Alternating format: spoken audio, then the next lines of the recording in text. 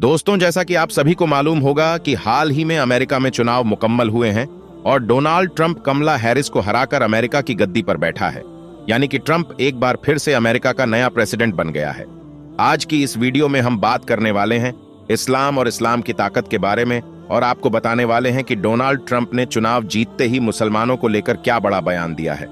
मुसलमानों को और इस्लाम को अपना दुश्मन समझने वाला देश अमेरिका आज किस तरह से इस्लाम को सुपर पावर कहने लगा है, कैसे आज इस्लाम की ताकत को पहचानने लगा है, जानकर यकीनन आप लोग भी हैरान और परेशान रह जाओगे। इसलिए आज का ये वीडियो आप सभी के लिए बहुत खास है। आप इसको आखिर तक जरूर देखें और सबसे पहले अगर आप भी इस्लाम को सुपर पावर मानते हो तो आप इस वीडियो को दिल से एक लाइक जरूर कर दें और कमेंट बॉक्स में अल्लाहू अकबर लिखकर इसे शेयर भी कर दें ताकि और भी लोगों के पास में यह वीडियो पहुंच जाए। तो चलिए दोस्तों शुरू करते हैं। दोस्तों, सबसे पहले तो हम आपको बता दें कि पहले अमेरिका इस्लाम का सबसे बड़ा दुश्मन हुआ करता था। अमेरिका एक ऐसा देश था जो कभी भी इस्लाम को देखना पसंद नहीं करता था। इस्लाम को मिटाने की, इस्लाम को दबाने की इसने हर तरह की कोशिशें की थी, लेकिन इसकी तमाम कोशिशें बेकार गईं। इस्लाम के खिलाफ उठने वाला हर कदम इस्लाम को फैलाता ही चला गया। जब अमेरिका में हर तरह से इस्लाम को बदनाम किया जाने लगा तो लोगों में इस्लाम को जानने की ख्वाहिश पैदा होने लगी, यानी कि लोगों में इस्लाम को जानने की इच्छा होने लगी। इसके बाद अमेरिका के लोगों ने इस्लाम के बारे में जानना और इसके बारे में पढ़ना शुरू कर दिया और फिर जैसे जैसे लोग इस्लाम के बारे में पढ़ते गए वैसे वैसे उनके सामने इस्लाम की सच्चाई आती गई और उनको यह मालूम हो गया कि इस दुनिया में इस्लाम ही एक सच्चा मजहब है। सिर्फ इस्लाम ही है जो हक की दावत देता है। यही वजह थी कि फिर अमेरिका में इस्लाम बड़ी तेजी के साथ फैलने लगा। आज अमेरिका में सबसे ज्यादा तेजी के साथ फैलने वाला अगर कोई धर्म और मजहब है तो वह है सिर्फ इस्लाम। आज अमेरिका जैसा सुपर पावर देश भी यह मानने लगा है। आज अमेरिका को भी यह लगने लगा है कि इस्लाम जैसा सुपर पावर कोई और नहीं है। दोस्तों, अब बात करते हैं हाल ही में होने वाले अमेरिका चुनाव और मुसलमानों के बारे में। इस चुनाव में डोनाल्ड ट्रंप को पक्का यकीन हो गया था कि इस चुनाव में उसकी हार पक्की है। वह इस चुनाव में हार रहा है। अब अगर उसको कोई जीता सकता है तो वह है सिर्फ अमेरिका के मुसलमान। इसलिए डोनाल्ड ट्रंप ने चुनाव से सिर्फ एक दिन पहले सोशल मीडिया पर मुसलमानों की खुलकर तारीफ की और अपने एक्स अकाउंट पर लिखा कि इस्लाम एक शांतिप्रिय धर्म है। मुसलमान अमन और चैन पसंद करते हैं, इसलिए हम मुसलमानों को साथ लेकर काम करेंगे और साथ ही मुसलमानों से अपील भी की अगर वह मुझे वोट करेंगे तो इससे शांति की बहाली होगी। इस बात से अमेरिका के मुसलमान इतनी ज्यादा खुश हुए कि उन्होंने ट्रंप का खुलकर साथ दिया। यानी कि अमेरिका के सारे मुसलमानों ने ट्रंप को वोट दिया, जिसकी वजह से ट्रंप ने कमला हैरिस को हरा दिया और यह चुनाव जीत गया और एक बार फिर से अमेरिका का नया प्रेसिडेंट बन गया।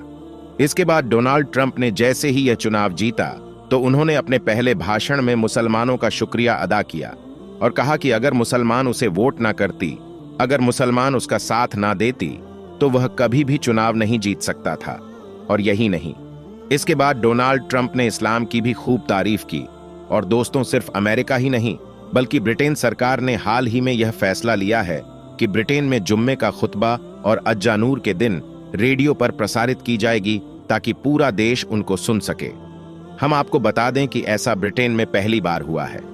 इसी तरह से जर्मनी में भी पहली बार लाउड स्पीकर पर अजान दी गई है, जिसको सुनने के लिए लोगों की काफी भीड़ जमा हो गई थी। कहने का मतलब यह है कि पूरे यूरोप में लोग इस्लाम से काफी मुतासिर हो रही है और इस्लाम में दाखिल भी हो रही है। यानी कि पूरे यूरोप में इस्लाम बड़ी तेजी के साथ में फैल रहा है और खास करके अमेरिका में हाल ही अमेरिका में इस्लाम कबूल करने वालों में बड़ी तेजी के साथ इजाफा हो रहा है।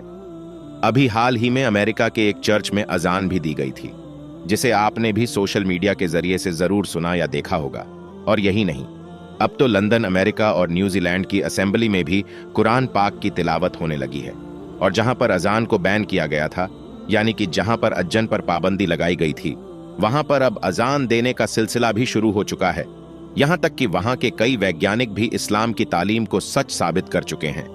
दोस्तों, इसी तरह से रशिया में 1913 ईस्वी में 15,000 मस्जिदें थीं, मगर उस दौर में वहां की हुकूमत ने इस्लाम और इस्लाम को मानने वाले लोगों को लगातार खत्म करने की कोशिश की थी। इसी वजह से सोवियत यूनियन के द्वार में सिर्फ 94 मस्जिद ही बाकी रह गई थी। यानी कि बाकी मस्जिदों को या तो शहीद कर दिया गया था या फिर डांस बार में तब्दील कर दिया गया था। या फिर उन मस्जिदों पर ताला लगा दिया गया था। अब आप सोचेंगे कि इतने जुल्म के बाद तो रशिया में इस्लाम पूरी तरह से खत्म हो गया होगा, मगर हम आपको बता दें, इतना जुल्म सहने के बाद शायद ही दुनिया में कोई दूसरी कौम होगी जो दोबारा खड़ी हो सके। लेकिन कहा जाता है कि इस्लाम वह पौधा है जिसको जितना काटोगे यह उतना ना ही ज्यादा फलता फूलता जाएगा, यह उतना ही ज्यादा हरा भरा होता जाएगा। इसी बात का गवाह बनी है आज रशिया की बड़ी बड़ी और खूबसूरत मस्जिदें। आज रशिया ने भी यह मान लिया है कि तरक्की इस्लाम को खत्म करके नहीं, बल्कि इस्लाम को गले लगाकर की जा सकती है। अल्लाह के करम से आज रशिया में तकरीबन 8,000 मस्जिद है और मौजूदा वक्त में मुसलमानों की आबादी 2 करोड़ 80 लाख तक पहुंच गई है। दोस्तों याद रखें, अल्लाह ताला ने इस्लाम में वह लचक रखी है कि इसे जितना दबाया जाएगा यह उतना ही ज्यादा बढ़ता जाएगा।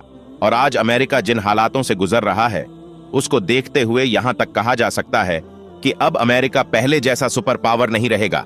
और साथ ही अमेरिका में इस्लाम का बढ़ता क्रेज भी इस बात की ओर इशारा कर रहा है कि आने वाले वक्त में अमेरिका पर सिर्फ इस्लाम का ही राज होगा, और सिर्फ अमेरिका ही नहीं बल्कि पूरे यूरोप पर इस्लाम छा जाएगा। याद रखें कि इस्लाम था, इस्लाम है और इंशा अल्लाह इस्लाम हमेशा रहेगा।